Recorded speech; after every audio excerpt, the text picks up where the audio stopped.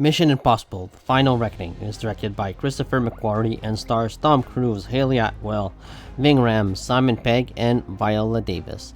It is the sequel to Dead Reckoning, and the film tells the story of Ethan Hunt and his team as they must destroy the entity and stop a nuclear war from taking place. I am a huge fan of the Mission Impossible franchise. I think that this franchise is awesome. Most of the movies are really great, and I love Tom Cruise as an actor. I think that he is one of the few last remaining action stars of today, and here he proves it again in The Final Reckoning. While I am disappointed in The Final Reckoning, I don't think that it's a good movie, unfortunately, but I do like and admire the work of Tom Cruise here nonetheless. I don't think that this movie suffers from laziness. I think that this movie suffers from a lack of ideas, of fresh ideas. The Final Reckoning story should have been one film. I think that 2 movies was stretching it, and I don't feel like the filmmakers followed through with the ending. I just didn't think that the movie paid off what was set up in part 1. I'll start up with the pros. I thought that the acting here is really exceptional all across the board. Tom Cruise is great. Haley Atwell is wonderful. Ving Rhames is incredible. Simon Pegg is fantastic. And newcomer to the team is Pom Klementieff, who is the chick in the first one who was a psychopath, and then she got turned in one of the Mission Impossible agents. I like her in this movie. I thought that she was maybe one of the most interesting character because she actually had an arc in the entire thing. And yeah, Angela Bassett is really wonderful here. I thought that Angela Bassett was great. She plays like the new president, a female president, and I was really just pleased with her performance. She is just a great actress. She's proven that over and over again, especially with like Wakanda Forever and here. I love Viola Davis. The movie looks good, and it looks expensive as fuck as well. It just looks enormous. The stunts are great. Tom Cruise does his own stunts, of course. They are just impressive. And you can tell that the movie has a big budget because it shows. And while the movie isn't as thrilling as I wanted it to be, I think that there are 2 really good action sequences throughout the film, and they really just give you the excitement that you need in a Mission Impossible film. And if for nothing else, I think that you should see this movie for these 2 action scenes. They're really quite something. They're really well done. One takes place underwater in the submarine, and it is really thrilling. And I think that Tom Cruise like learned to keep his breath for like at least 6 minutes or something like crazy like that for this movie. It's a really well done scene. It's suspenseful, it's claustrophobic.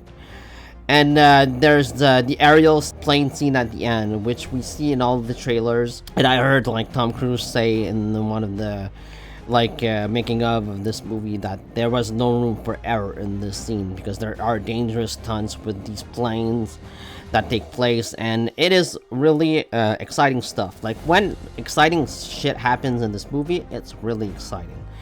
But my gripe is that there is not enough exciting things in this film, unfortunately. I think that The Final Reckoning is really just a poorly made film. It's a poorly executed film, especially for that first hour, which was just really hard to get through. It was almost like they just made the first hour so we can sit through many flashbacks and of memorabilia that we really didn't need. I think that they could have done the flashbacks, but like moderately, maybe like at the end or something, like 3-minute flashback sequence montage of the past Mission Impossible films, but they keep cutting away to that every time they reference something in the past, and I feel like you could have done anything else. Like, let's say, do a little character development for some of these characters. Haley Atwell, I would have loved to have more character development with her, but a lot of these characters are sort of underwritten here. I would have loved to have more character interactions because that's some of the best moments of this franchise.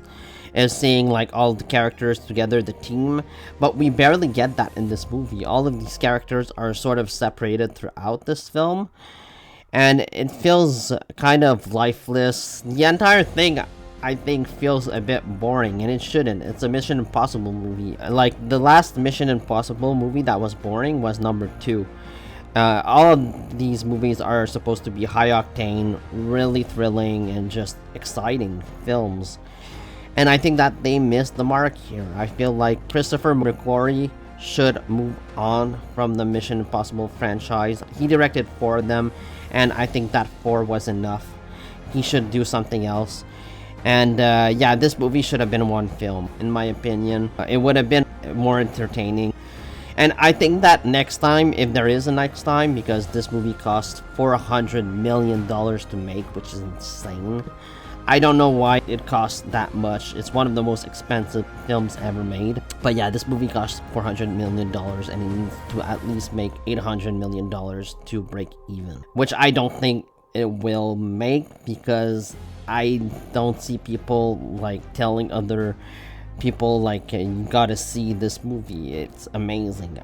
I don't think so. Like, I wasn't thrilled with this movie, and I think a lot of people weren't in my theater. People didn't seem all that excited while watching this movie. It was just kind of boring. It's a boring mess of a film. The Entity is kind of terrible, that I thought worked fine in Dead Reckoning, but here it's just convoluted, and Gabriel is one boring villain. He doesn't do much. They don't even give him any backstory, and he is not an intimidating villain. He's just one boring villain. And by the way, where was the score throughout this movie? It really seemed like it was missing from the film. Several scenes we hear the score, but we barely hear it in the entire film, which is disappointing. The score is really supposed to be exciting, and I don't know, it felt kind of just a bad decision to not have the theme here throughout this film. So yeah, the movie just felt like a big generic, big budget film, and did not feel like a spy thriller. And I think that is one of the biggest complaints I'm having with this franchise, like right now, is that this movie just felt like a big generic action film. And Ethan Hunt feels like a superhero. Nothing can kill this dude. He is invincible, and he sort of has to convince everyone that like he is worth saving, because he is the only one that can defeat the Entity. It just feels like a power trip almost for Tom Cruise and Christopher McQuarrie. I don't know, I feel like they just didn't know how to wrap things up. It kind of reminds me of The Rise of Skywalker a little bit in the way that franchise ended. But I don't believe that this movie is the last one, even though I don't think that this movie is going to make its money back. So I'd give this movie a C+. I don't think it's terrible, but it's certainly not the best Mission Impossible film. It's got 2 great action sequences, but the rest of the film, it just kind of meanders, and it's a little boring, unfortunately, and I'm quite sad to say that. So let me know what you thought about Mission Impossible: The Final Reckoning down in the comments below. Please like, comment, subscribe, and see you next time.